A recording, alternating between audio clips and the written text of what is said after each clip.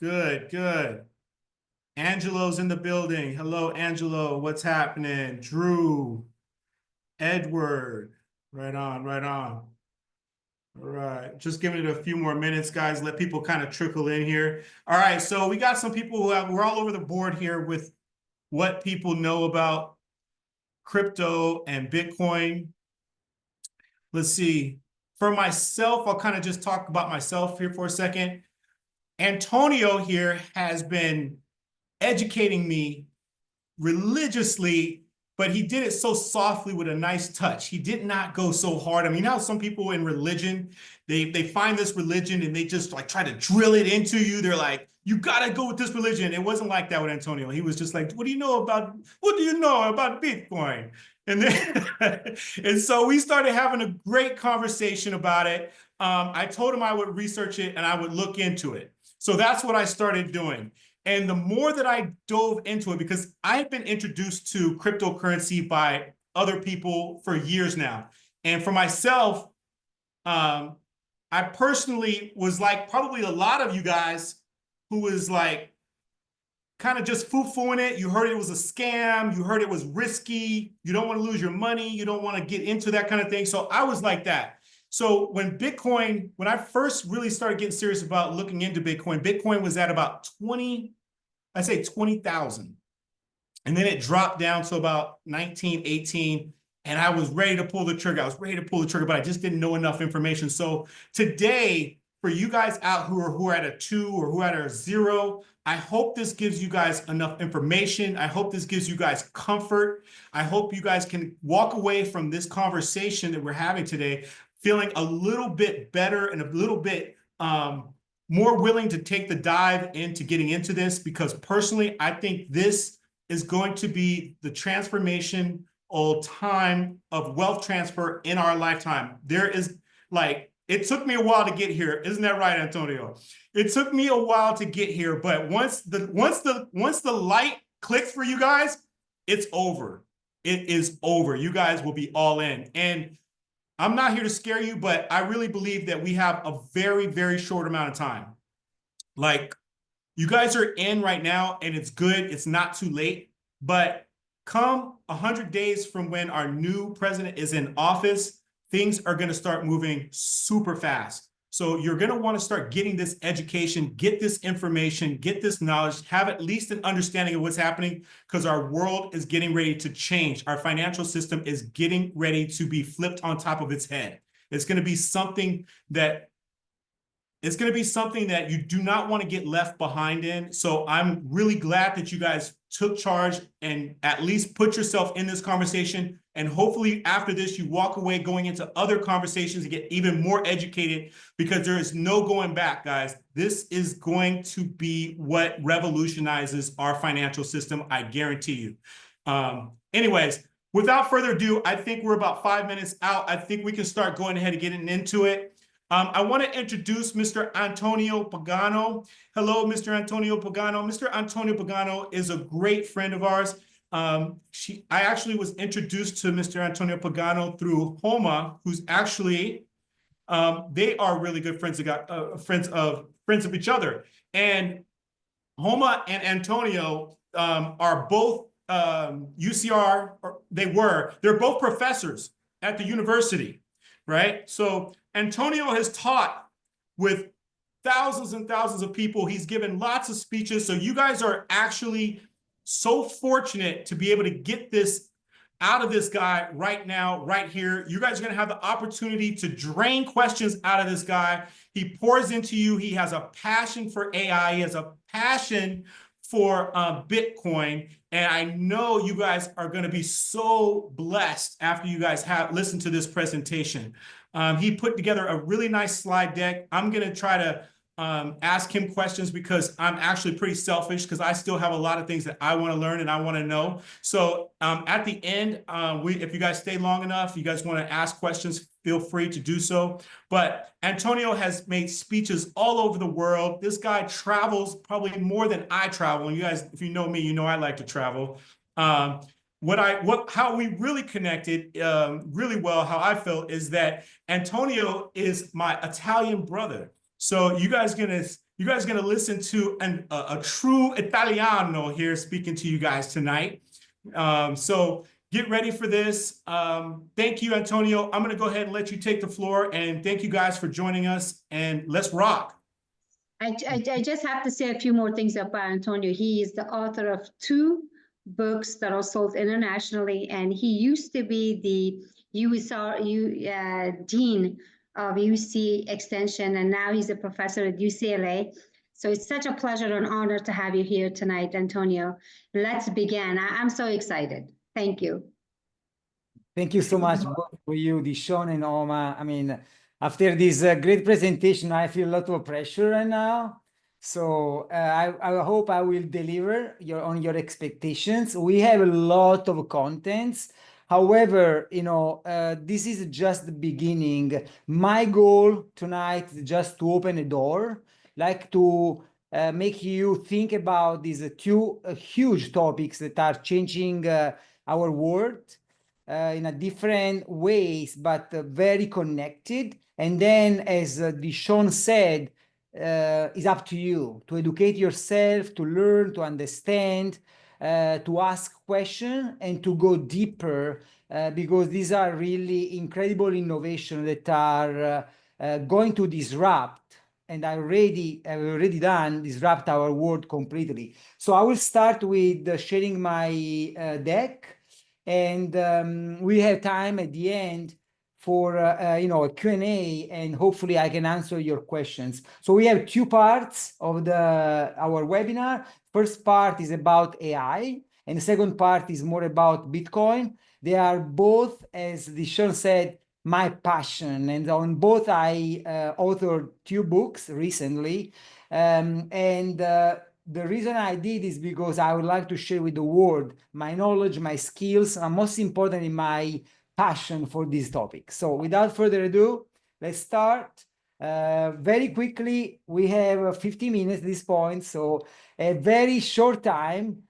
Please put your phone on the table. No distraction. It's just a funny way to say, let's focus on this, because this is really fun stuff. A little bit about me. I have a Juris Doctor degree. I'm a licensed attorney in Europe. I have an MBA. I published few books. As I said, the last 2, Bitcoin, the Money Revolution, and AI, how human ingenuity and artificial intelligence are transforming the marketing universe, are recent. I have over 25 years of experience, mainly marketing. I consider myself a marketer more than everything. In the last few years, I've been researching and learning and sharing a lot about AI, blockchain, decentralized finance, Web3, smart contracts, and Bitcoin, that, as you can tell from my orange band on my Omega, is really my passion, right? I'm an instructor at UCLA Extension. I was an instructor at UCR Extension, and I'm just starting a new course that I'm finalizing and designing that will be offered in January on AI and marketing. So what you see here just really are a few bytes and a little starting point of what I'm going to teach a UCLA course. I'm also a consultant for several companies. The biggest one, as Dishawn said, I travel a lot. I'm just back from Japan last week, and we presented an innovative project that combined blockchain, Web3, decentralized finance, wearable device, and AI. So I'm very fortunate to work for this organization that is at the forefront of this innovation. Let's start saying that, in my opinion, we are witnessing right now the 4th industrial revolution. So the first one, as we know, was a mechanical production at the end of 1800, beginning of 1900. The second one was mass production and electricity a few years later. The third one, as you will remember, is more recent, is about internet, electronics, smartphones. And the fourth one, that I define a digitally connected world, is what is connecting all together. And you see the image on the right, on the top right. That's the classic adoption curve, bell. And I say we are here, meaning that we are still at the beginning of this changing world with blockchain, AI, and other technologies that are really reshaping the way we do things, personally and professionally. But what is in artificial intelligence? I mean, it's a very broad concept. People, when think at artificial intelligence, think at ChatGPT or DALL-E or Midjourney, some large language models. In reality, just the basic artificial intelligence is the ability of machines to simulate human intelligence, for example, learning, reasoning, problem solving, and most importantly, understanding our language. And this is connected to the concept of NLP. The example of NLP is if the ability for the AI to understanding our human language. For example, if I ask ChatGPT or Claude or Gemini, what is the capital of France? ChatGPT will reply, the output will be Paris, not because the artificial intelligence is actually intelligent, but because it's been trained with the billions of data in which the combination of capital of France was always followed by the word Paris. So it's a mechanical combination more than in intelligence. So in reality, artificial intelligence is not intelligent in the strict term, but is able to compute a very fast and enormous quantity of data. There are 3 facts about AI that I like to start. Number 1, AI technology is already everywhere. You see just few logos, few companies, or few businesses that are using it. I like to use the example of Duolingo. I learned Spanish, and actually Duolingo uses AI to understand what are our weaknesses, what are the words that we mispronounce, and provide new exercises that are related. So imagine how customized this type of experience. And I'm sure that you use most of these apps or companies or businesses, Amazon or Netflix, are using predictive analytics fueled by AI to provide you with the best experience or recommend you new shows to watch or new products to buy. So AI, bottom line, is everywhere. Fact number 2, there is no one-size-fits-all AI. AI is not a new concept. AI comes from the 60s, but has been brought to the big audience thanks to OpenAI and other company that created a way, an interface for everybody to interact. So, but there is in reality no one-size-fits-all AI. The example that I want to bring here is the AI used in logistics, very different AI used in health, or the AI that I discuss, or the AIs that I discuss used in marketing. So AI is a big umbrella. We need to really understand there is not just one AI for everybody. And the third fact, and the most importantly, I will say, AI should make our life easier, not more complicated. If it doesn't, means there is something that doesn't work. Either we are misusing AI, we are using the wrong tool for the wrong work. So these are 3 facts, very important.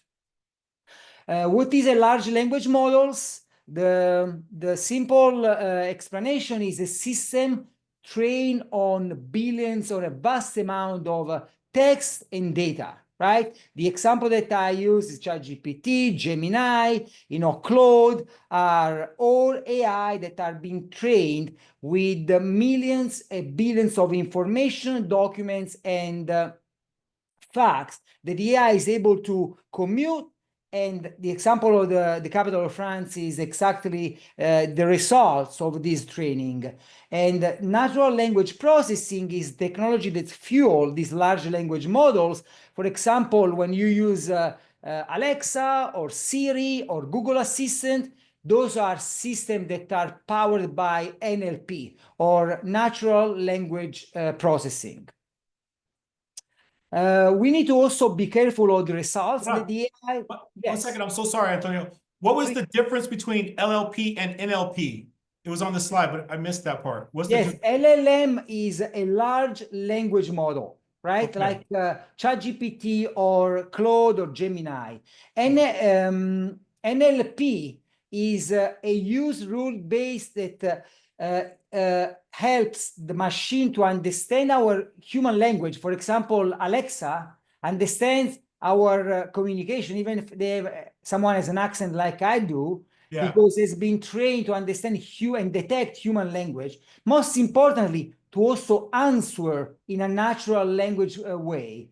So, and this is the key, because ChatGPT or other large language models will not be able to reply in a human-like way if you didn't have this NLP behind in terms Okay. of back end, right?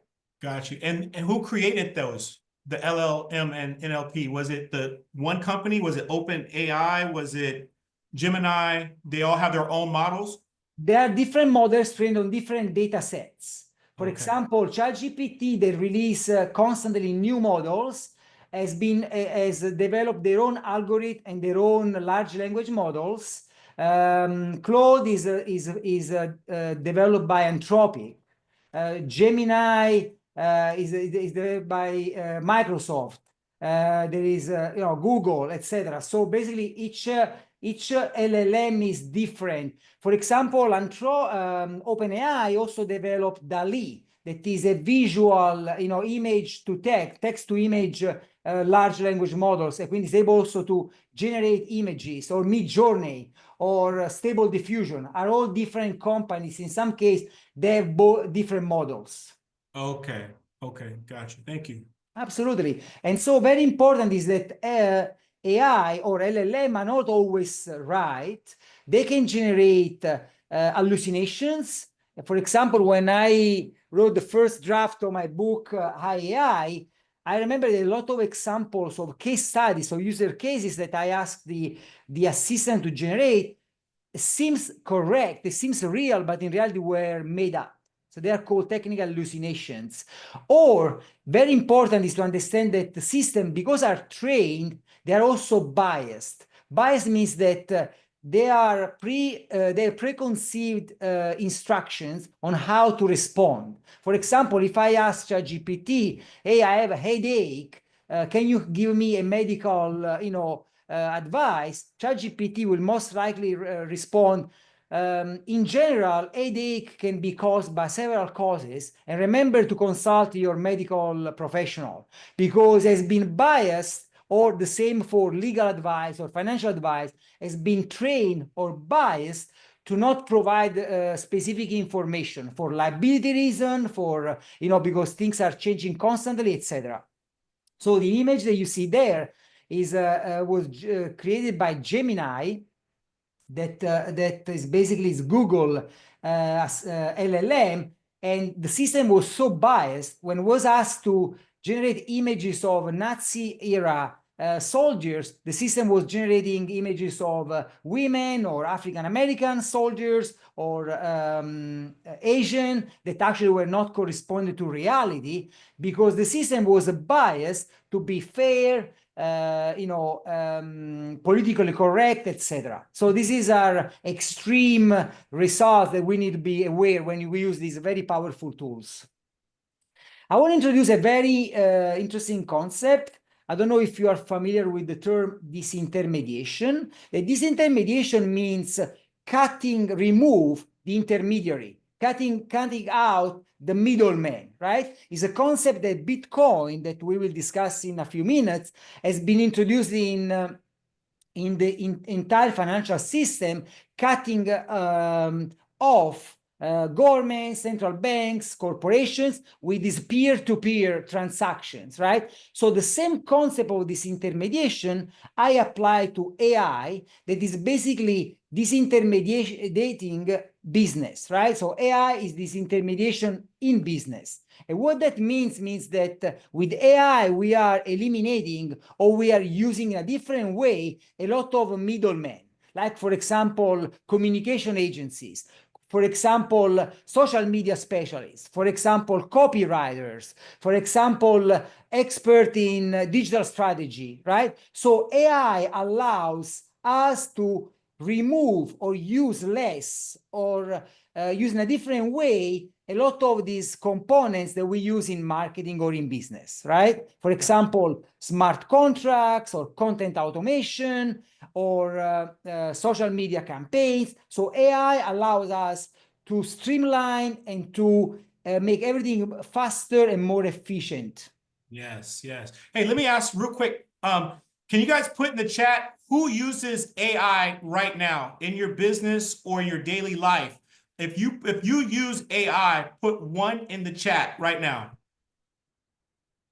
Just out of curiosity, I want to see if everybody is okay. It seems like a lot of people are already using AI. Got it. Would you say that you started using AI this year, or did you start using AI last year? Because I think a lot of people really started using it this year. Last year, for one, last year, this year, this year, this year. Things are about to take off, you guys. Now we're doing AI. We're getting ready to start using global cryptocurrency. So that's why you guys are in this room, because this is going to be our new revolution. It came with AI last year. This year, you guys really got on board with that. And then now we're about to take off into this global economy, this new revolution of Bitcoin and cryptocurrency.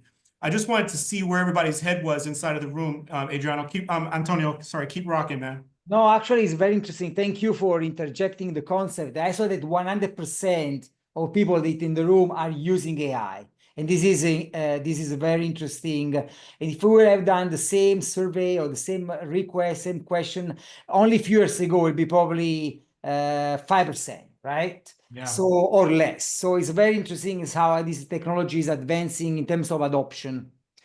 But again, I still think we are at the beginning of this huge adoption curve. Yeah. So if AI is disintermediation and AI is allow us to streamline, to make more efficient everything, AI is what I define superpowers.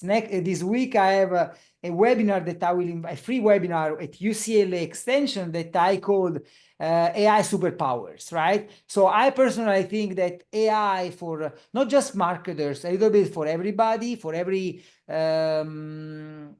position and every role, is allowing us to have these quote unquote superpowers to make everything faster, better, and more efficient. Sometimes I surprise myself how quick I am in creating a project or completing tasks. And I would say that I use AI 24/7. You know, even when I sleep, probably I'm still using some assistant. Anyhow, last question that everybody asks me, I anticipate is, will AI replace my job? And my answer is always the same. My friend, is not AI probably replacing your job, but someone that will learn and understand how to use and leverage AI, they will probably replace you. So this is not a discriminatory answer, is you are at the verge of a great opportunity, take it. Embrace this opportunity. Don't be like Blockbuster, they extincted, or Kodak, they extincted, you know, they didn't understand the world that was changing. Or don't be like those people that when introduced to computers or email, they said, oh no, I was done this way. And they were basically out of the job market. So the bottom line is AI is an incredible tool, very powerful, as every powerful needs to be used carefully, but please embrace it. Antonio, Yes. Can you tell me some different instances that you use? I know you use it 24/7, but you have told me some really incredible things that you do, even with travel. This is one of the things that you do, and that I travel so much. So this is what I'm going to start doing, is you journal every day, right? You journal with your AI every day, and then it can actually like compile all this information into one or something like that. Is that what you told me? Yeah, absolutely. So I create some custom GPT. So OpenAI allows you the opportunity to create assistants, right? Specialized LLM, specialized assistant.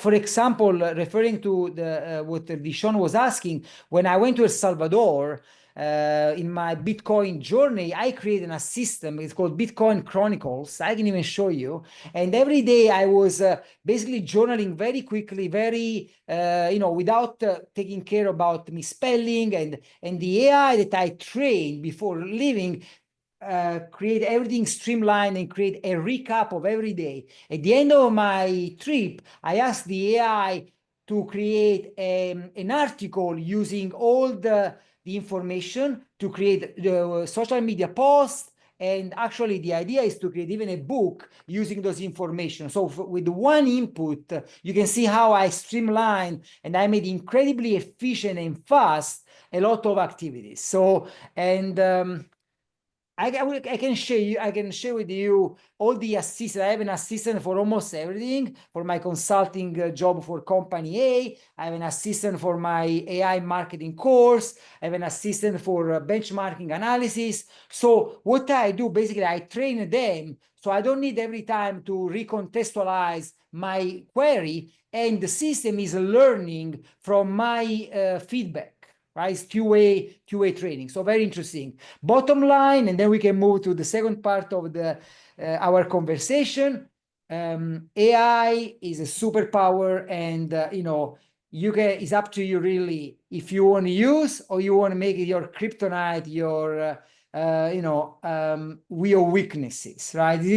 And by the way, all these images that you see here have been created using AI, either DALL-E, Midjourney, Stable Diffusion. So you can see also the quality and the vibe of these images that I'm using in my presentation.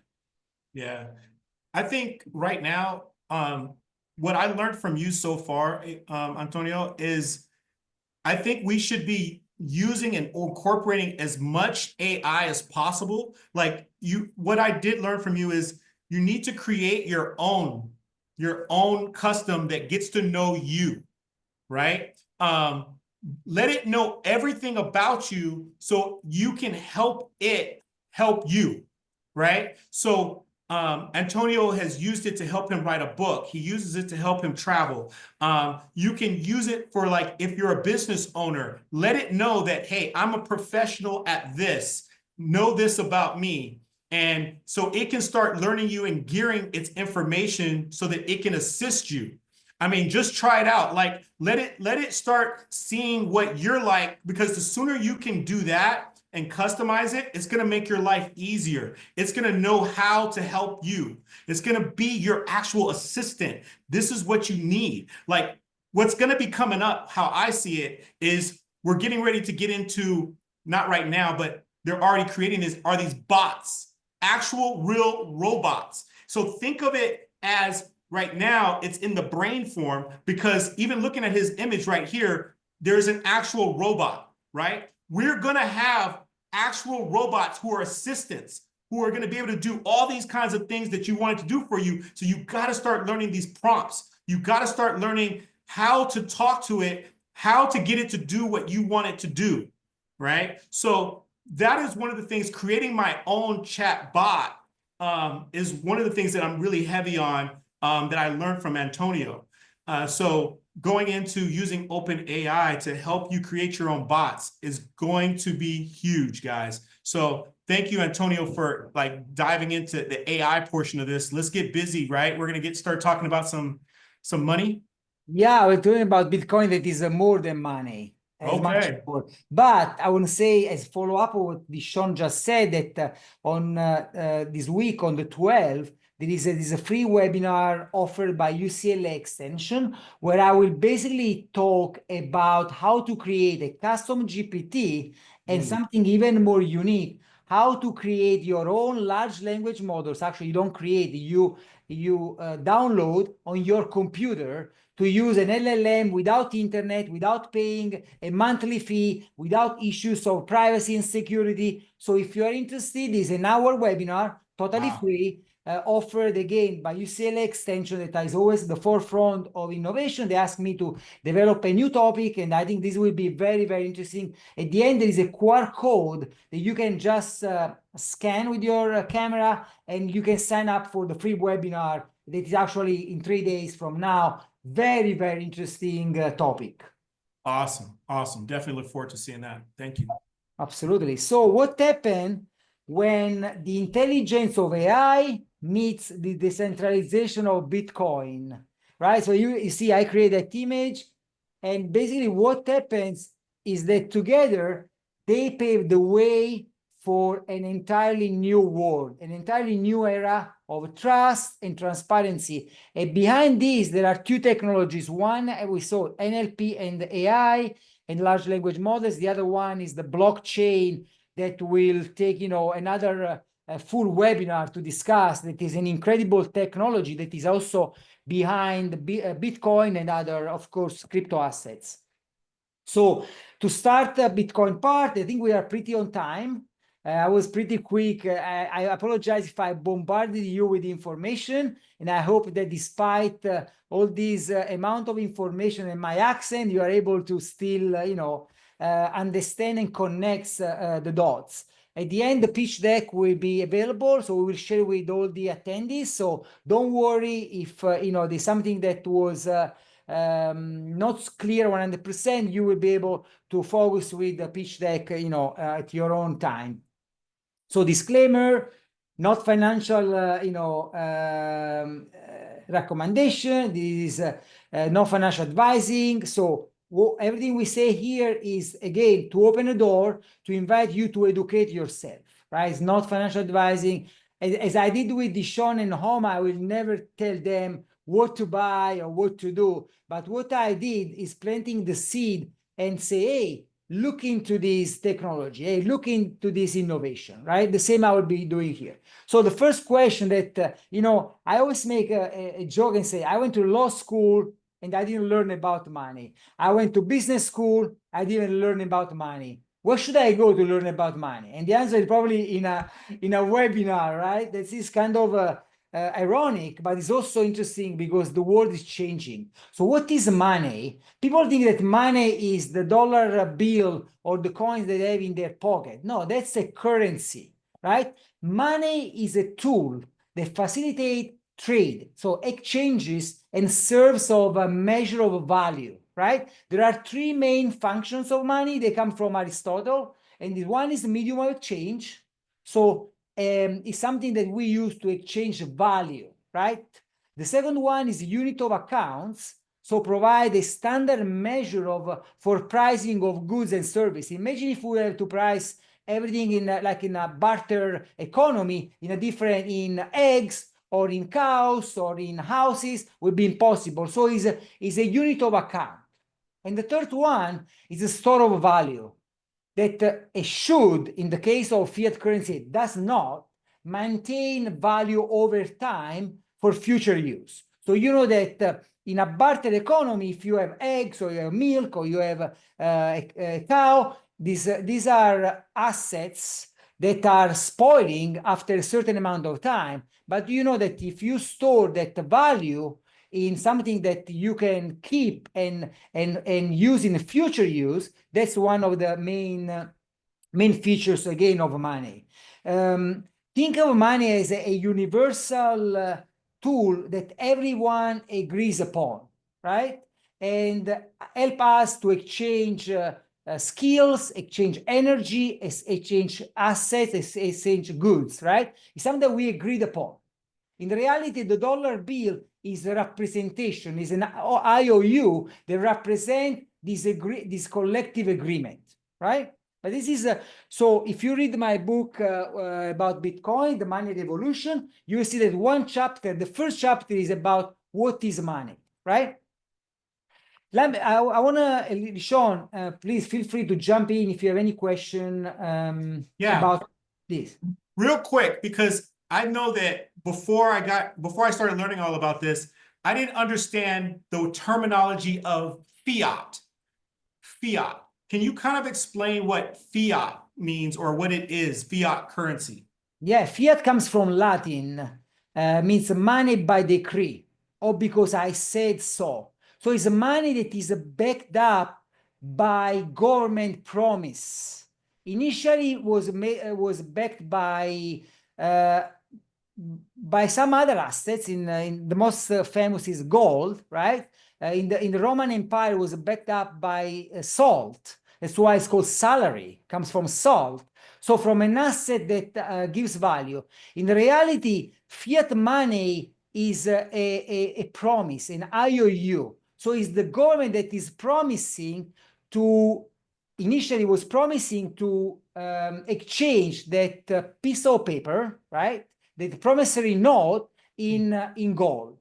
And that was called the gold standard, has been removed from our monetary system in the USA from 1971, was supposed to be temporary and then became, something that has been not temporary at all. But I want to give you two examples. The first one is that why fiat money is a problem is because as there's a big issue of inflation. People think that inflation is something natural, that price rise naturally. In the reality, in a perfect economy, in an economy that was not tempered with from different entities or government, price will go down to the production cost. So if you read this book, it's called The Price of Tomorrow, and basically explain how in a perfect economy, price will not go up, actually will go down because technology to produce things are improving, right? Jeff Booth wrote this great book, again, it's called The Price of Tomorrow. So inflation is what I call a hidden tax. So people think that dollar is stable. In the reality, is stable on the appearance, and people think that Bitcoin is very volatile and unstable. In reality, we'll see that Bitcoin is unstable or volatile in the appearance. Why? Because I also give this example. In 2000, the Europe switched to euro. So I was still in Italy. So if I had $1,000 under my mattress, and I still have under the same mattress right now, that $1,000 or 1,000 euros will be worth it only 135 euro right now. So it means that the purchasing power dropped over 85%. So you can see there the example of the Hershey's chocolate bar that in 1913, and I always use 1913 because the year where the Federal Reserve was established, ironically, also the IRS was established the same year, between 1912 and 1913. The Hershey bars was priced 5 cents, actually 0.05 cents. And right now it's over $1.50. So you understand how the same exact good has been, increasing over 99% in terms of value. And you see on the other side, on the left, the purchasing power from the dollar has been decreases of over 99%. So that's important to note that every dollar that you guys are trying to save inside of your savings account is losing value by the second. By each second, the more you think you're saving, the more you're actually losing because the cost of everything is going up. Isn't that right, Antonio? Absolutely. Is what Michael Saylor defined a melting ice cube. So if you think about this melting ice cube that is melting, under your eyes, this is exactly what happens to fiat currency, to that number that you have on your bank account. The number doesn't change, hopefully, but what is that changes is the amount of goods or service that you are able to buy with that amount that is represented by the fiat currency. Yeah, and that's why it's a stealth tax that I define is a hidden or stealth tax. Stealth tax. Yeah, and I think it was Nixon that took us off the gold standard, right? So it used to be for you guys that don't know this, in the US, our dollar was backed by gold. So much money was backed by so much gold. And then President Nixon took us off the gold standard and then started printing money. And then that is how our inflation just flew up. because we're just printing money, and circulating just money into the economy that's not actually backed by anything of true value. And I know Antonio's going to get into this a little bit more, but for those of you guys that don't know this, because this was an awakening to me, I just thought I want to make sure you guys understand how the US dollar is actually losing money. And this is one of the reasons why it's so important that you guys grasp this Bitcoin ideology. And what's about to happen is because we're so far in debt. Our country is trillions of dollars in debt, right? And when Trump was in office the last time, he printed more money than anybody else printed. And if you guys think that it was a lot then, it's going to be a lot now. But we have a solution, and that is going to be this cryptocurrency, this Bitcoin that we're getting ready to talk about a little bit more. That's in my eyes, in my opinion. Keep rocking, Antonio. I'm sorry. Go ahead. Absolutely. No, and if you see what Dishawn was saying was 1971, you see in this curve how exponentially from 1970 went up, like in a very steep curve, right? Very exponentially. So it's exactly for that reason, when was missing something that was balancing the power, the purchasing power, everything went basically, the government didn't have any boundary to print more money, releasing bonds. And so this is what happened. And we went from a money that was backed from something tangible and a value to something that is, again, is an IOU. What is Bitcoin and what is Bitcoin is not? Again, this is a very simplified Bitcoin, and I will invite you guys to read the white paper. It's only 9 pages from the creator of Bitcoin, that is Satoshi Nakamoto, that explain, it's a little complex, but explain what is really behind this incredible idea. To simplify, Bitcoin is a decentralized digital currency that allows peer-to-peer. Peer-to-peer is what I was explaining you with this intermediation concept. I don't need a bank. I don't need a government.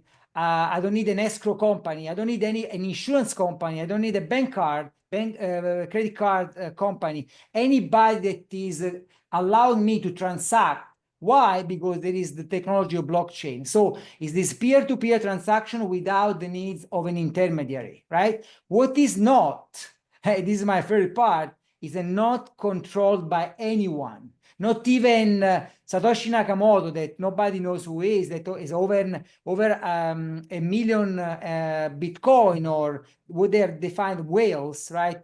MicroStrategy or Michael Saylor can control Bitcoin.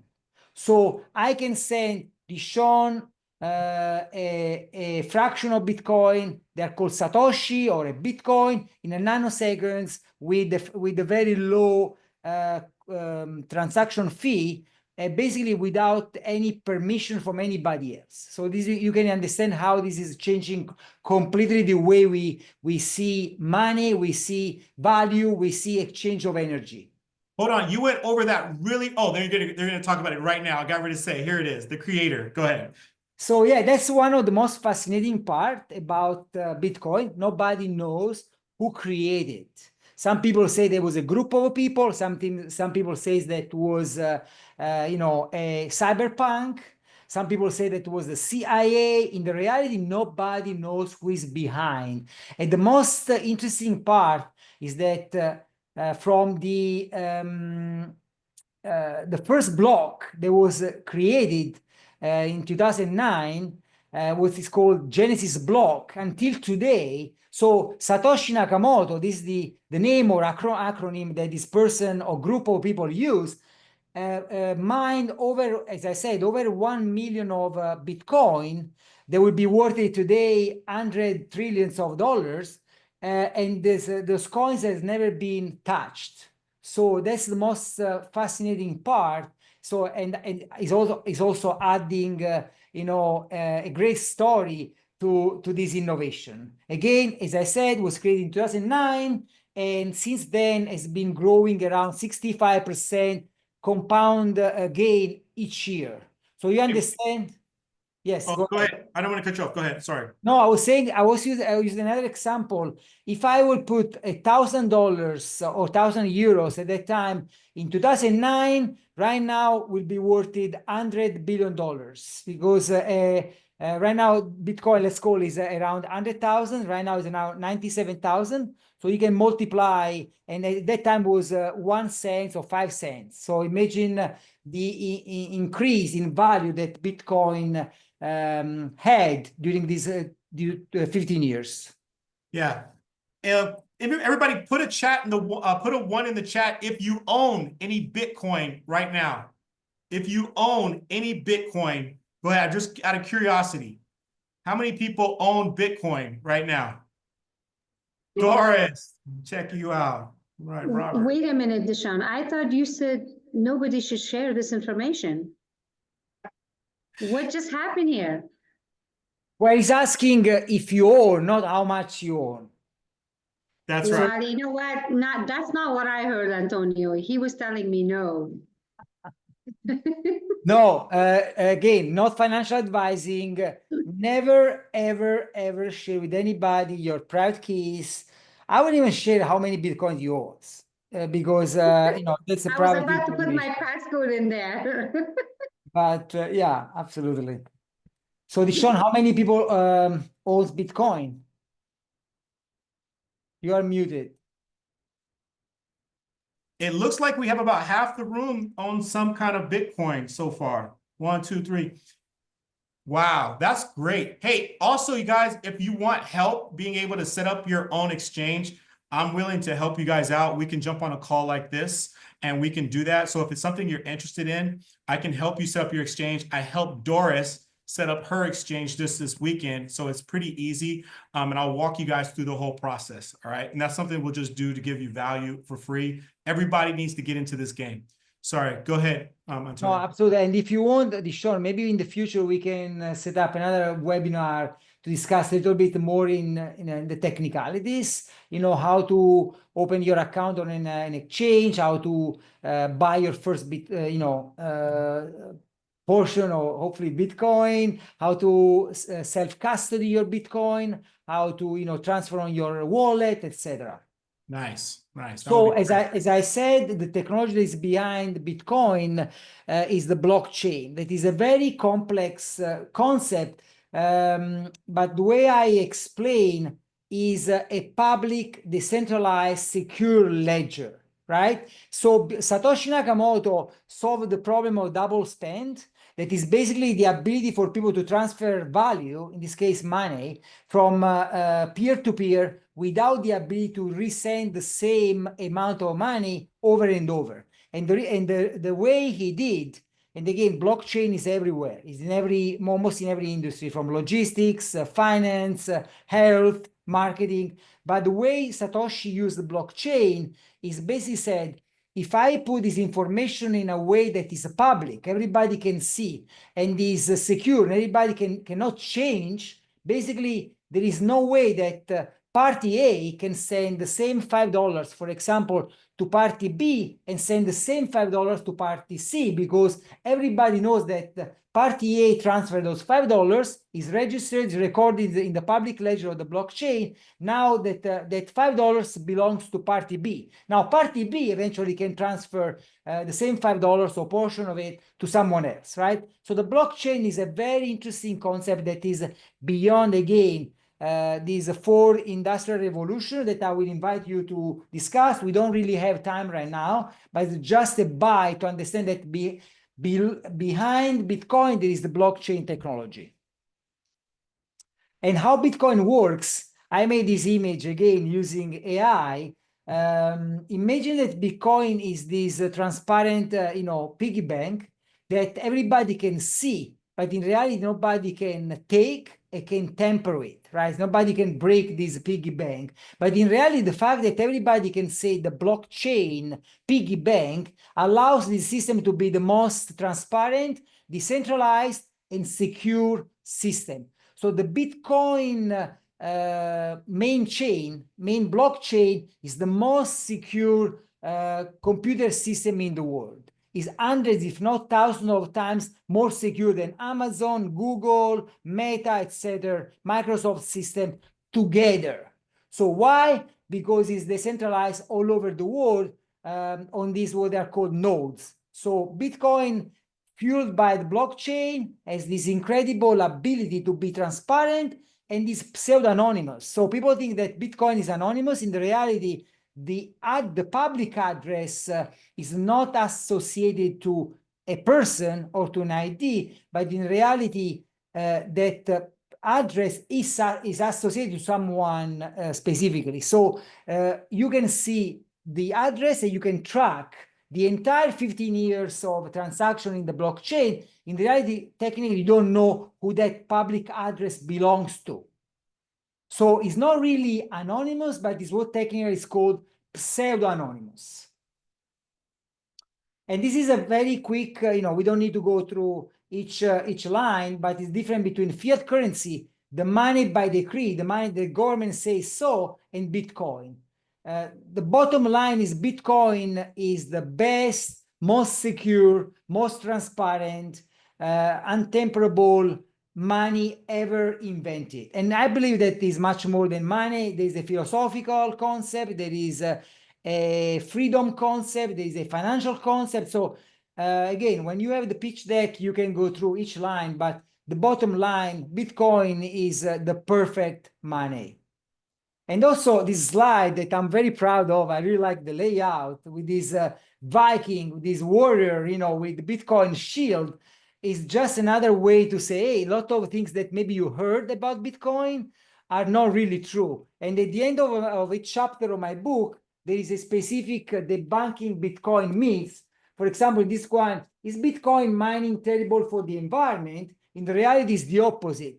Bitcoin is the best that could happen to the environment, because to produce effectively and on a cost-effective way Bitcoin, or to mine as it's called, you need energy that is affordable, and you need to avoid waste. So what you heard, Bitcoin uses is wasting more energy than a small country, in the reality is not true.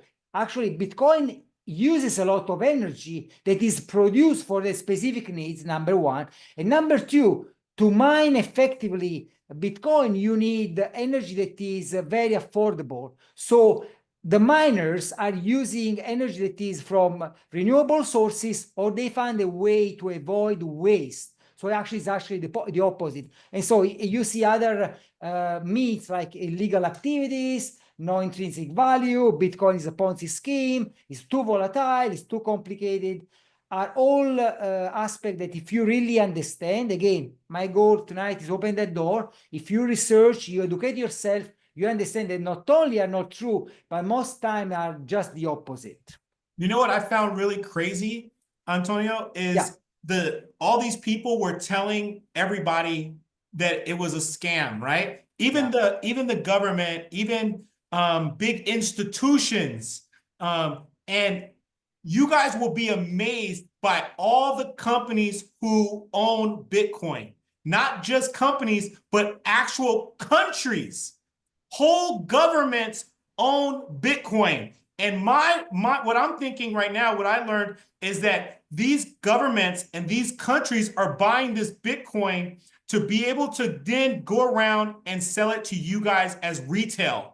That is why you need to get it now, because once they do that, they're going to mark up this price, and then Bitcoin is going to boom through the roof. So that's why you need to get in right now, get your Bitcoin right now, because you guys are going to be having to use Bitcoin or some other form of cryptocurrency. You're going to have to, you're going to be going to the bank. The bank is going to be selling it to you guys. You guys are going to be able to use it to transact in everything that you do. So make sure you get to this knowledge now. Make sure that you're getting it before it, just so you guys know, the new vice president is so big on cryptocurrency. He owns over $500,000 of cryptocurrency before coming in.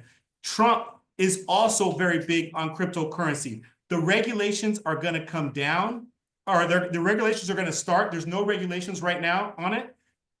Once that happens, then we have regulatory, and everybody's going to be using it. Everybody's going to be selling it. So if you can get in right now before it gets there, you're going to be winning.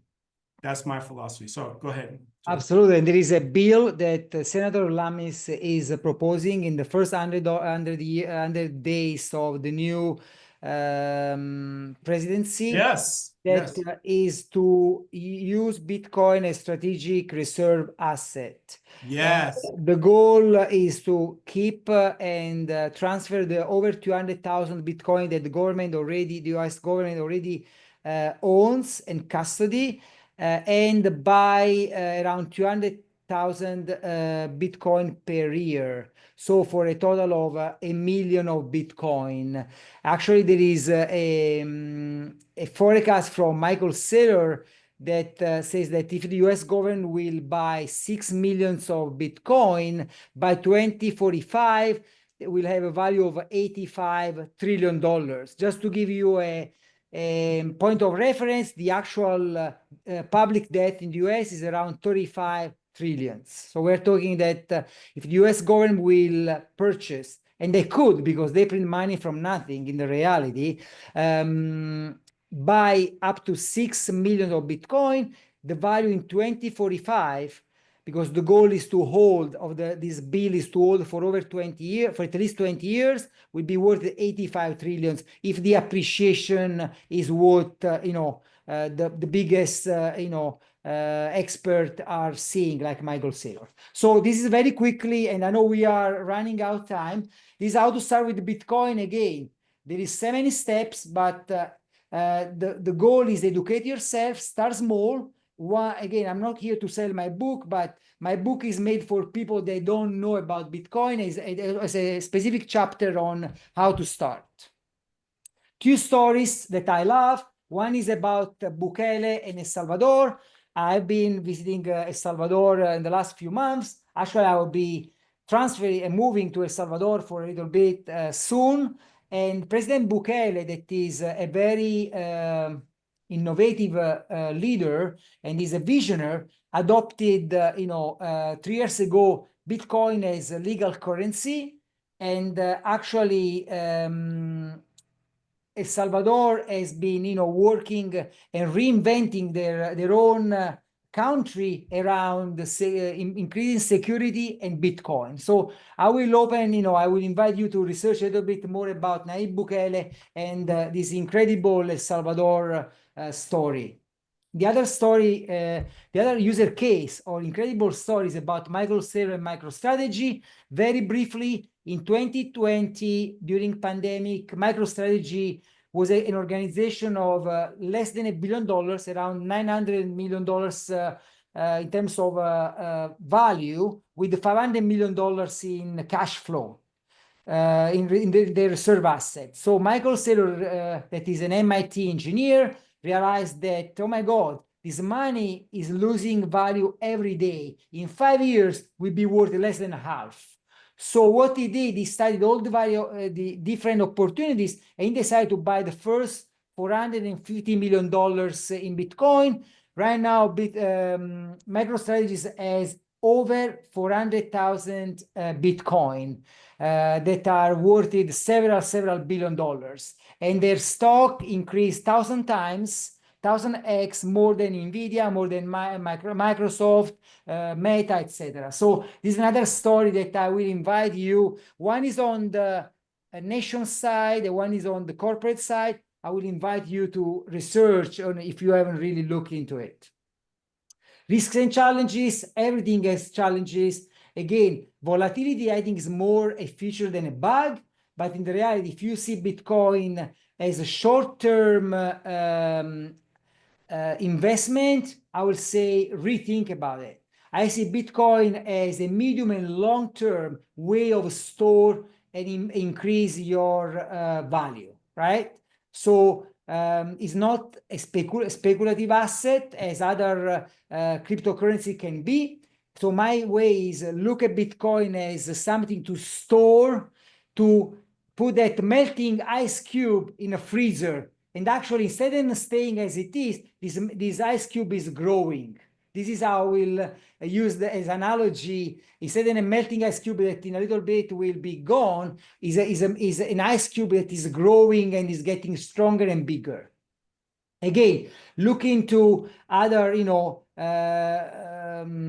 risk and challenges, because if you understand Bitcoin, your view about this asset will change completely. What is the future? I see a big adoption, as Dishawn said. I see technology advancement.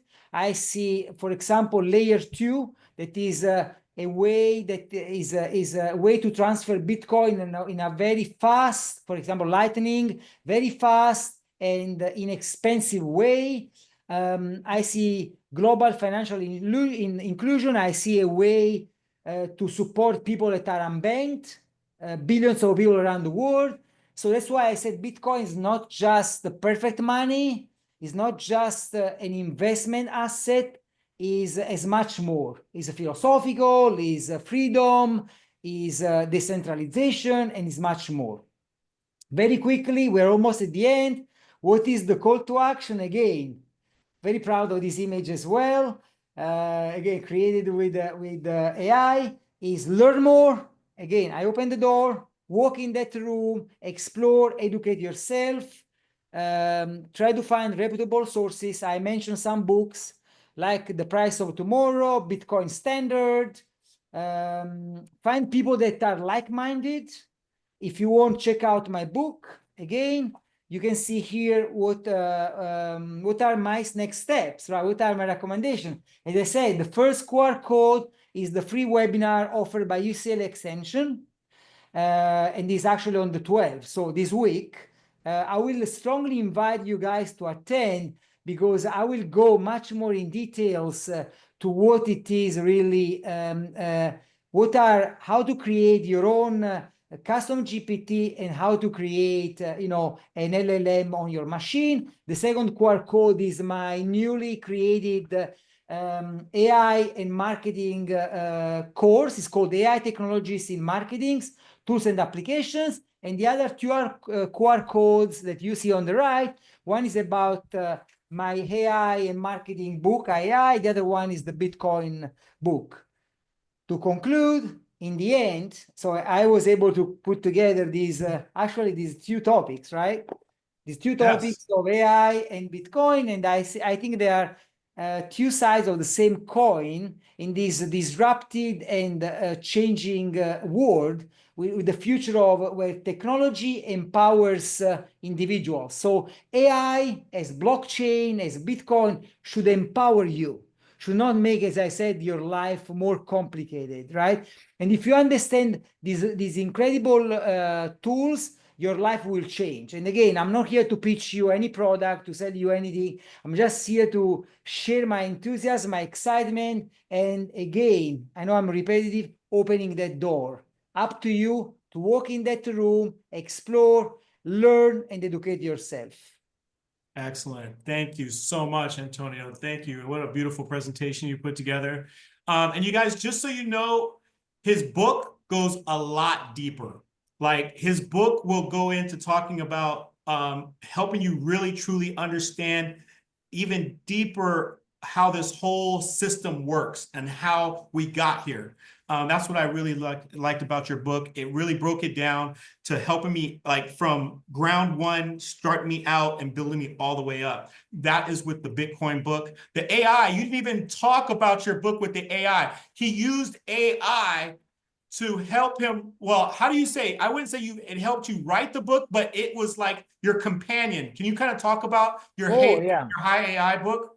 Absolutely. That was the best part of the entire process. So instead of using the AI as a ghostwriter, so a lot of people use AI to write the book and then they put their name on the book, right? What I decided to do as a marketer and to learn the tools, I created a custom GPT. I created an assistant and I said, okay, your name is Claudio, and the name Claudio comes because the main AI or large language models I use is Claude by Anthropic.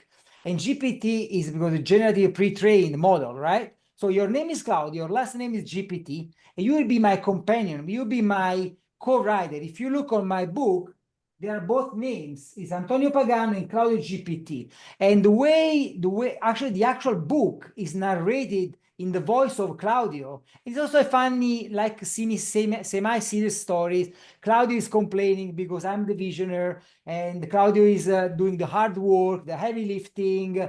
Is a very interesting story. But to answer your question, Dishawn, I went beyond using the AI just to generate content and to create chapters. I create this almost an alter ego, another AP, another assistant that was able to process information in a much faster way with my direction and with my vision behind. And this is how the book, was born, and how actually I market the book itself, press release, social media posts, etc. Got it. Yeah, that's so beautiful. That And- man, and that just, concept is huge. Just quickly, we have 2 questions on the chat, Mr. Antonio. Okay, So, give me 1 second before we open it up for the chat. One for the questions. I got to get my questions in. I'm selfish here. Sorry, give me 1 quick second. Sorry. okay. The one thing that you didn't talk about also was we're limited on the amount of Bitcoin that's left. There was only 21 million created. Is that correct? That's absolutely correct.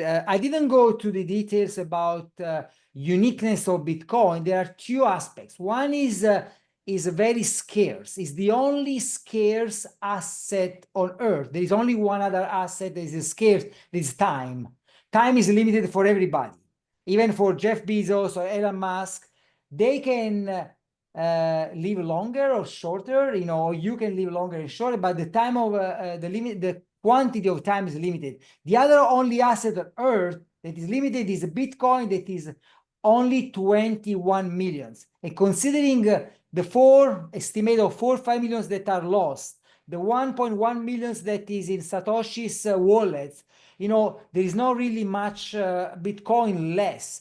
So there were studies that were saying that if everybody in the world, there are around 55 millions of millionaires, right? So there's a study that says that if in the 8 billion of people in this world would like to buy some Bitcoin, they will not even able to buy 0.01 Bitcoin each. So imagine how scarce is this asset, not considering again whales that owns hundreds of thousands of Bitcoins. So you understand if something is scarce, the value is based on supply and demand.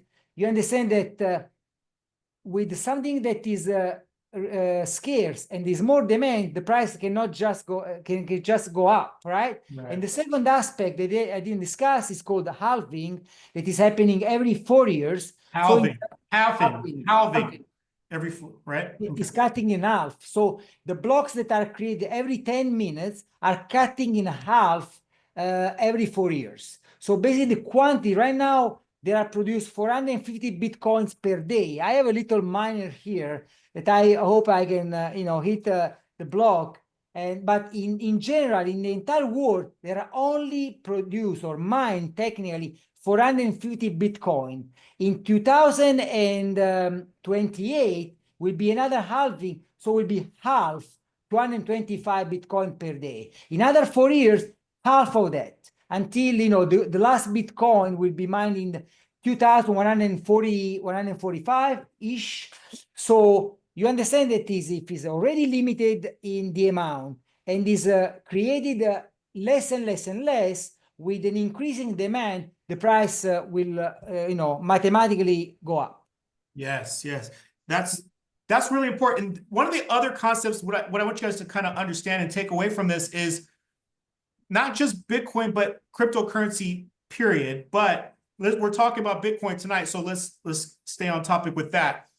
If right now, if you have $10,000 that you want to take over to Europe right now, you are not going to be able to take it across the border without having to declare it or without them asking you a ton of questions. You can't take it in your suitcase or whatever and try and take it across. But what you can do is have $10,000 worth of cryptocurrency or Bitcoin in your hard wallet, your cold wallet stored to be able to transfer that over to another country. and you have your money right with you. And with the technology that's coming out, you're going to be able to buy houses, you're going to be able to buy cars, businesses, all kinds of goods. And right now there's places like El Salvador, right? We're going to talk about El Salvador in just a second. El Salvador, where the whole country is allowing you to be able to use your Bitcoin and cryptocurrency, even going into the grocery store, I think is what you told me. Isn't that right, Antonio? Absolutely. You can buy, you can spend a grocery store, you can buy a house. I have friends that purchased a house in El Salvador with Bitcoin. Okay.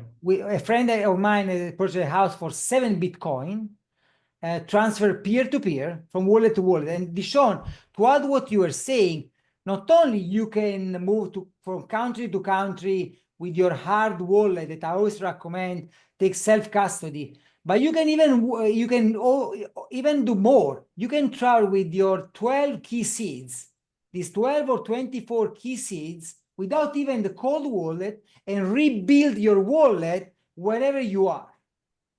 So even more. So as long as you have your key seeds of your wallet, technically, potentially, you don't even need your hard wallet. So imagine the incredible, technology behind this. Yeah, we didn't even talk about what the key seeds are. So basically, these are like your code words, you guys. I know. Hold on one second. I'm going to let everybody. I'm so sorry to interrupt because I know Antonio has to leave and Jackie has a question. We have other questions as well. I have Dishawn. time. I have time. I'm perfect. very respectful of the attendees' time, but this is a topic that I'm so passionate about that definitely Sorry. something that I would love to stay longer if everybody wants. Okay, Okay, real great. quick. So when you're talking about the seeds, that is basically, you guys, he's talking about anytime that you get your coins, you're gonna, or get on, your seeds are gonna be your code words.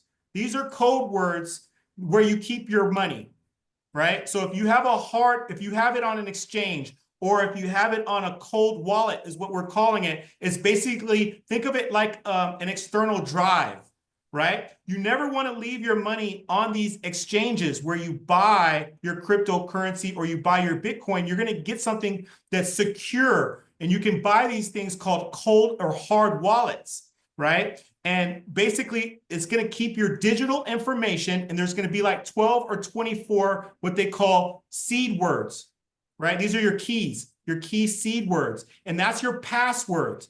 And these passwords you have to keep so close and so dear to you so that you don't get anybody have them, because those keys, when somebody has your keys, they have your cheese, right? So that's the same thing with the exchanges. When you have your money at the exchanges, they're like having your money at the bank. And there's a term that's called not your keys, not your cheese.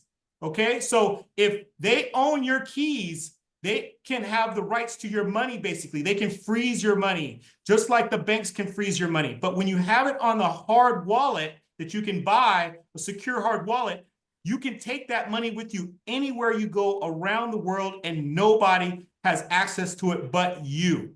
And you have the password to it. So what Antonio's saying is that you don't even have to have the wallet. As long as you know all your code words, then you can actually connect to it and then have access to your money, right? So I just want to make sure I explain some of that, just in case some of you guys don't know how this whole system works.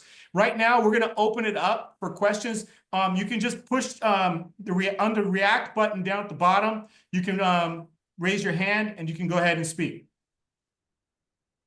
We have Jackie. Jackie has a question. Yes, Miss Jackie? Hi, Hi. You're mute. You're mute, Jackie.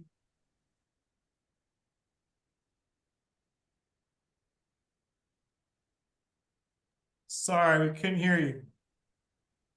the next person. Oh, okay. I heard you that time. Okay, now I got it. Not quite. We lost you.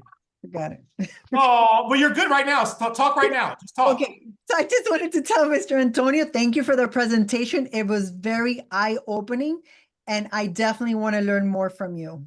Very interesting, and thank you again for your time. Absolutely. Thank you, Jackie. You made it. You were able to share your thoughts. I appreciate it. And actually, I really would like Dishawn to have another webinar on more technical aspects. So, Jackie, I really appreciate your feedback. And yeah, thank you for spending this hour with us.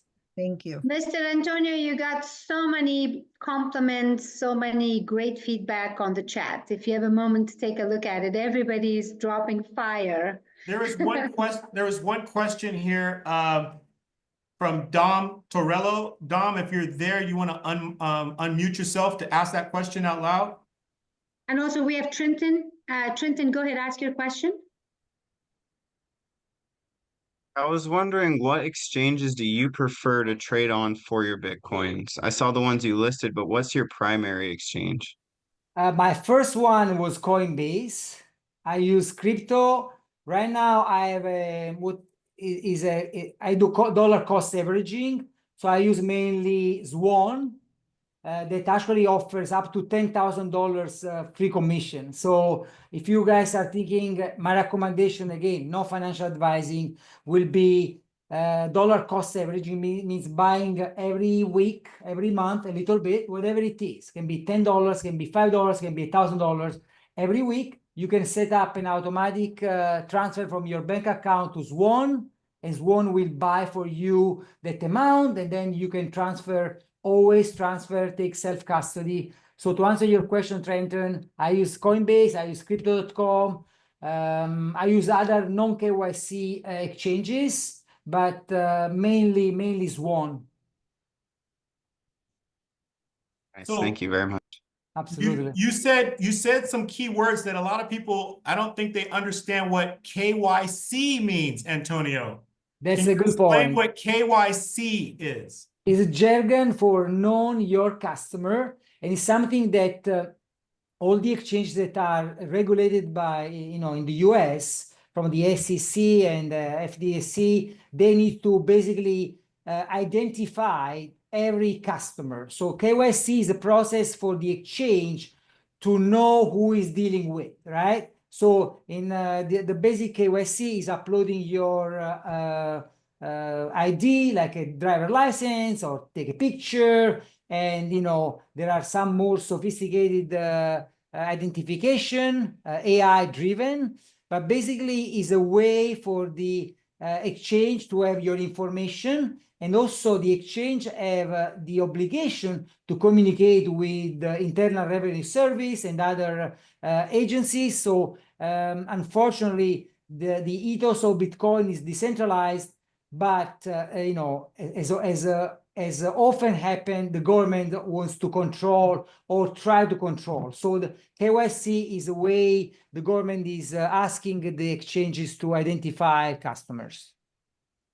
So there's something called decentralized and centralized. The centralized is where I don't even know if we want to get that far deep into it, Antonio. You don't usually like to talk about decentralized, I don't think. No, I think is another big Pandora box that I think we can keep for another time. Okay, yeah. I also want to add that there are some exchanges, for example, Swan is only for Bitcoin. I started with, buying different coins, different crypto assets, and I evolved in what I define. I'm a Bitcoin maxi or maximalist. So I basically believe that in the long term, all the altcoins will go to zero, including Ethereum, including XRP, including Solana, that are very, very important crypto asset in this moment. But so again, no financial advising, but I'm personally a Bitcoin maxi. So Swan, Trenton, to answer your question, if you want to buy only Bitcoin, Swan works. If you want to buy other crypto assets, again, look at the fees, right? They're more or less the same. Crypto.com, it's very similar to Coinbase, yeah. Or Binance, another very big that I use is Binance. There is a guy named Dom Torello. He asked the question, is Bitcoin officially recognized as a legitimate asset or currency by the United States government? Well, the Bitcoin is not legal currency, of course, but at the beginning of this year, in January 2020, the SEC, the Security Exchange, agency, approved 11 ETF, spot ETF. They basically are financial product, are proxy, from Bitcoin. The main are from BlackRock and Fidelity. And basically, this approval from an agency, from a federal agency, has basically has been very pivotal in the acceptance of Bitcoin as an official asset. So to answer the question of our attendee, is I would say that is technically a legal recognized asset, is considered a commodity and not a security. That's one of the, again, is a little technical, is one of the biggest difference between Bitcoin and other crypto assets. The next question real quick is, how does the IRS classify Bitcoin as property affect its adoption and legitimacy? Well, the classification, as I said, is the same as other investments, like, for example, stock market. So there are, again, I'm not advising or giving you any information that should be considered, a tax advice, but very briefly, if you hold any crypto asset, it's not just for Bitcoin, for less than a year, is considered as income and taxed in your bracket. So it's adding up of your, in terms of increasing value or your other income. If you hold over a year, it's called long-term investment, and is taxed around 20%. Very good. Thanks, Antonio. Appreciate it. Absolutely, Dom.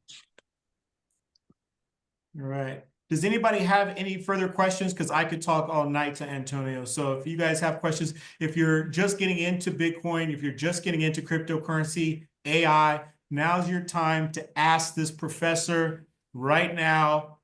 You have him right here. So go ahead and ask your questions. He's only here for a limited more amount of time. I just have a quick question, if you guys don't mind. So I'm kind of like, just the beginning of Bitcoin. I'm very, really enthusiastic to start investing. So like people like me, how, I know I'm going to get the book from Antonio right away after this chat, but how I should start? Like, you could give me just like, what I should do, the beginning over. Yeah, thank you for the great question. What you should do as first step is educate yourself. And the fact that you are in this webinar is a great first step. So learn, understand, educate. The first thing I will do if I was new to Bitcoin, again, is understanding really what it is. So investing some time maybe in reading the Bitcoin white paper. That is a little technical part that you can skip, but it really explain you what Bitcoin is. The second step will be opening your account on an exchange. I mentioned few. I'm not affiliated to any, so I really don't have any preference. I will say check which one inspires you, what is the most user-friendly. Binance, Crypto.com, Coinbase. If you want to buy Bitcoin, you want to pay fees for the first $10,000, I will use one. Buy your first $100, understand how to connect your bank account, understand how to purchase, and then how to secure. So the second thing that I will do, I will download a hot wallet. Even better if you can invest a few dollars in a cold wallet. For example, Exodus is a free hot wallet you can download on your phone. It's an app, you download it, you secure, you write down your key seeds, never take a picture, never take a screenshot. That's another story for another day. And then transfer perhaps $5, $10 from your exchange to your wallet. If works, exchange, transfer the entire amount. And you can do the same with relatives, friends, exchange few amount of Satoshis, right? Satoshi is 100 million times a Bitcoin. So it's the most smallest measuring unit of a Bitcoin. Every Bitcoin has 100 millions of Satoshis. Imagine like cents or pennies, right? So this domain, Dom, if I have to answer your question, I will start educating yourself, read the Bitcoin white paper, open an exchange, totally free, do the KYC process, invest $50, $100, whatever you feel comfortable in the asset that you prefer. My case, of course, I will say Bitcoin, and download an app with a hot wallet. Exodus is an example, and transfer and learn the basics. Well, thank you so much, Antonio. I appreciate it. Thank you. Absolutely.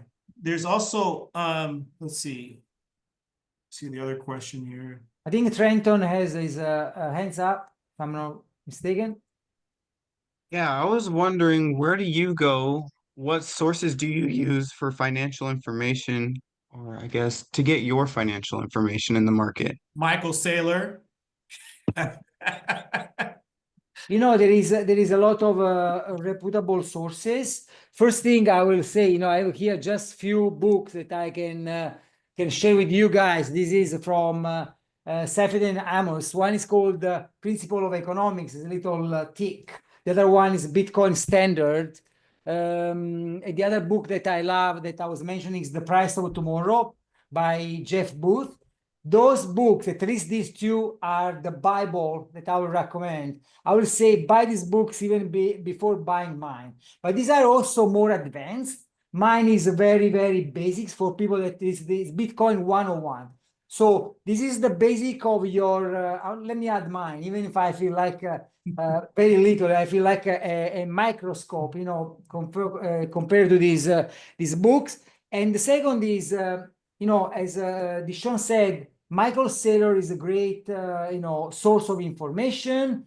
There is Dante Cook that I follow. There are hundreds. You know, again, the author of the book, Safed and Amos, is another one. He's he really professor, you know, incredibly skilled. So there is so many information that you can find online. The key is just taking information little by little. Otherwise, it can be overwhelming. Can be too much. I have to agree with Mr. Antonio. For those of you that want to know more about it, about Bitcoin, like for myself, I think the book that you have, The Money Revolution, is probably one of the best to give you a good start, a good foundation on what Bitcoin is. When Dishawn and you were talking about the fiat currency, it explained so well, break down in the terminologies. So for those that are new in it and wants to get into it, the first, probably the best foundation would be the Bitcoin by Antonio. And it's on Amazon, right? You have it on Amazon. I think I bought it on Amazon. Yes, those QR codes are all or links to Amazon. Okay. Not sure if Highly everybody. recommend it. Yeah. Yeah, it was not expensive. It's a really good, easy read, great graphics, highly recommended for anybody who's really just trying to understand. A lot of images. So if you like images, there are also images, of course, created with AI. You can see that, you know, I combine always my skills, right? And go ahead, Oma. And I have to say, no, for me, honestly, both of the books are very profound because I love to read. And for me, I like easy read. I like when it's illustrated in a very simple way that common people like us understand. So I love the IAI, incredible book for those of you that wanted to know more about artificial intelligence, and definitely the Bitcoin. Antonio, I love your illustration on this book. I love your examples, the way you explained it so well. So, you know, for me, I highly recommend this for the beginners, for those that are a little advanced. I think they should definitely go with this. Thank you. Before we wrap it up, Dishawn, if I can invite again everybody that is interested also in AI, to learn more, there is this free webinar this week with UCLA Extension. So again, if you scan that QR code, takes you to UCLA Extension website. It's a free registration. And I would like to see you guys at the other webinar, because that's another topic that I'm really passionate about, as we discussed tonight. So you will see more and more connection between Bitcoin, blockchain, and AI. Yeah, you Oh, can't I'm have- registered, Antonio. I'm registered already. you can't Easy steps. yeah, you can't really have this whole blockchain technology without AI, right? Absolutely. Absolutely. The other thing, real quick, guys, is what I learned from him. This is actually what really got me in this, like even at a small range. You only need how much, Antonio? How much do you need? 0.00, what was it, 1/8 of Bitcoin? Well, 0.001 Bitcoin is more, as I said, mathematically than the entire world can own if everybody will buy a fraction of Bitcoin. So if the entire 8 billion so people will buy some Bitcoin, they will not able to buy more than 0.0010 of Bitcoin. So let's see, you understand how limited and scarce it is. Now, how much will appreciate that amount of Bitcoin? That's up to everyone speculation. I can tell you that there are forecasts from Michael Saylor that I believe, again, MIT engineer, one of the most intelligent human being I ever, listened to. And he has 3 forecasts by 2045. And he has 3, like a mid-case scenario, an average scenario, and, a low one. So in the bear case, he thinks that Bitcoin will be worth around $3-4 million. In the middle case, will be worth $12 million. In what we call the bull case, right? The one that is, above and beyond, will be worth around $42 million, one Bitcoin. So you can do the math and see how much 0.10 Bitcoin will be worth it, or 0.05 Bitcoin will be worth it. Wow. And wow, those are astonishing numbers, like literally. And by 2140 or 2145, it will be all out. So literally we have about 6% left to be able to buy. Right now we have less than 6%. Around 94.5, 95% has been already mined. So the remaining 5% of the 21 millions will be mined, as I said, on this pre-programmed schedule. And actually, I want to just quick math. This big organization like BlackRock or Fidelity or ArkRock Invest, they're already buying more Bitcoin every day than the one are mined. So they are already buying thousands of Bitcoins, right, with inflow and outflows that can vary depending on the date. They're already buying more than 450 Bitcoin. So imagine when there will be even less produced every day on the exchanges, all the exchanges that are around, one I mentioned and all the others, there are less than 2 million of Bitcoins available. So even on the exchange where people buy, you can also buy over the counter, but the majority of people buy on exchange, only less than 2 million of Bitcoins available right now. Wow. We literally have a limited amount of time to really take advantage of this, you guys. If you guys are not jumping into this crypto market right now, you are going to miss the opportunity of a lifetime. Like right now with $100,000, what it's at right now, $100,000, that's like 1% of what it's going to be. 1% of what it's going to be, or even less than that. So you have a very huge opportunity. This is better. The returns on this cryptocurrency is better than even real estate. And it's even easier. All you have to do is grab a little bit, put a little bit in, and hold it. And hold it. I just want to make a quick disclaimer. Dishawn is not getting paid by any of them. No, I just really believe in this. I mean, it took me a while to get here. I'm not a financial advisor. It's interesting because about a year and a half ago, when Antonio and I were talking about Bitcoin, and he said, "Homa, I cannot talk to you unless you read this book." So when I finished reading that book, I started talking with him. Then I came to Dishawn. I was like, Dishawn. He was like, "Hey, listen, I gotta know more. I gotta know more." So when they met together, Dishawn and Antonio, it was like automatically, it's like, this is what it is. So I cannot believe that how much Dishawn is invested into this Bitcoin. Hey, don't talk about how much I invested. What are you doing? No, your time, not money. Okay. Woo. Dishawn, before we leave, do we want to ask my assistant a question, my AI assistant a question? Yes. Okay, what we would like to ask to my AI assistant? Okay, this is really good. I think we kind of talked about this. So, if you guys, who has heard of BRICS? BRICS. If you've heard of BRICS, put a 1 in the chat. BRICS. Just out of curiosity, let's see who has heard of BRICS. All right. Okay. All right. So we have about a handful right now. Okay. So I want everybody to understand what BRICS is, because let's ask ChatGPT, or let's ask your chat, your AI, what BRICS is, and let's let them explain, and then I want to go into what I think about BRICS. Okay, do you want to try to make your the question? I'll activate. 1 second. Okay. You can ask. How would you explain BRICS to my audience here, BRICS, and how it is going to compete with the US dollar?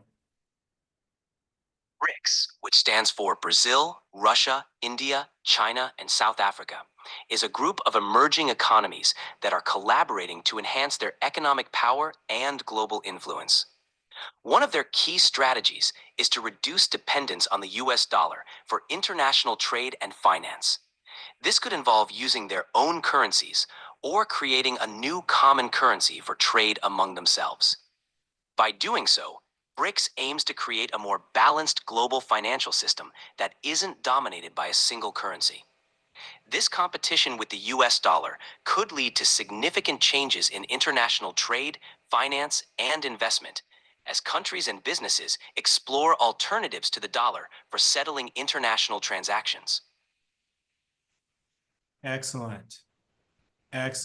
Beautiful. Wow.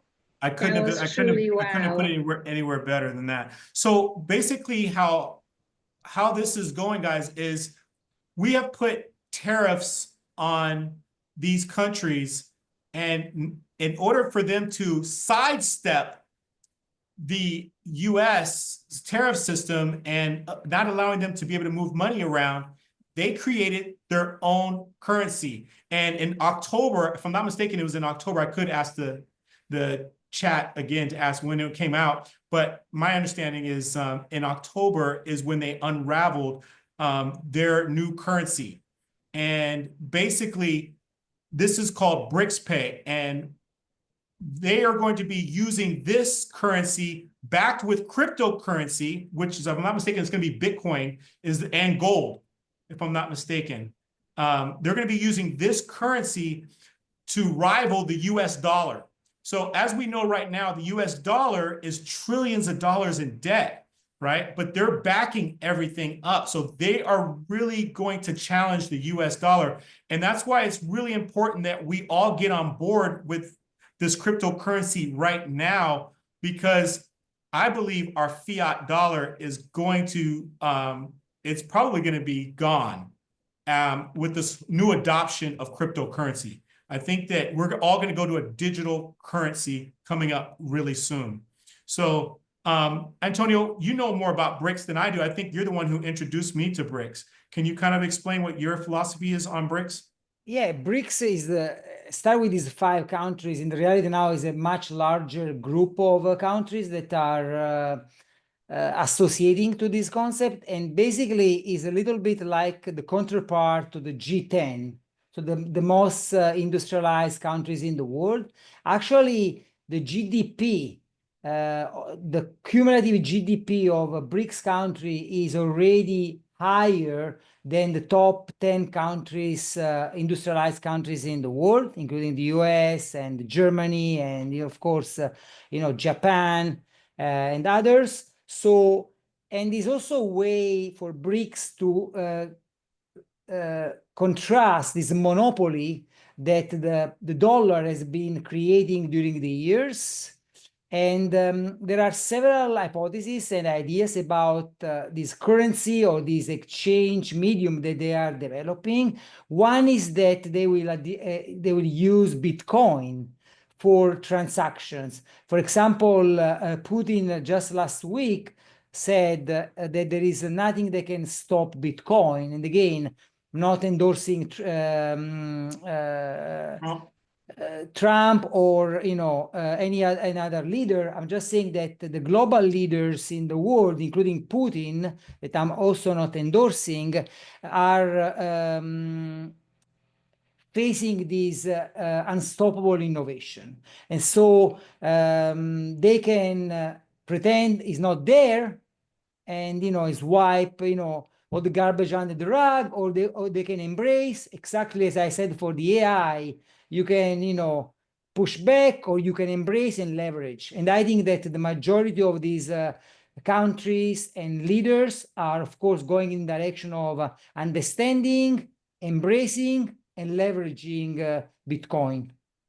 Yeah, I agree. That's why I say with Trump's agenda, he's saying in the first 100 days, they're going to be adopting regulations and stuff into cryptocurrency.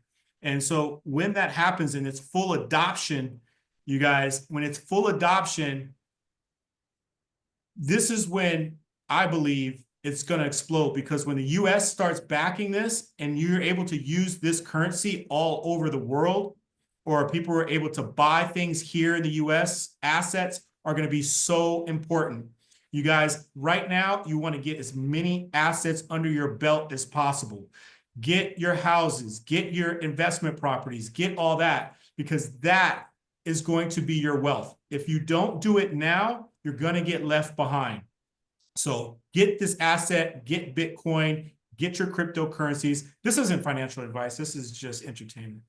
And this is also just basic reasoning. Dishawn, would you like to ask my assistant a question about why the price in Bitcoin are going down and down and the price in fiat currency are going up? We can ask the example of buying a house only a few years ago compared to today. And I see how the price of that house in fiat terms, so in dollars, went up, is going up and up. In terms of Bitcoin is going down. Sure. I think you could ask it better than I can. You're welcome. If you have any more questions or need further details, Okay, feel free so to ask. I have a question. Can you explain in simple terms why price in Bitcoin of assets, for example, real estate, using the average median household price are going down, while on the other side, the same assets in terms of fiat currency are going up? Sure. When we talk about asset prices in Bitcoin versus fiat currency, like the US dollar, it's about how much of each currency you need to buy the asset. In simple terms, if Bitcoin's value goes up significantly, you need fewer Bitcoins to buy the same asset. So the price of the asset in Bitcoin goes down. On the flip side, if the value of fiat currency is relatively stable or decreases, you need more of it to buy the same asset, making the asset's price in fiat currency go up. This difference is due to Bitcoin's nature as a decentralized digital currency, whose value can change dramatically compared to traditional fiat currencies.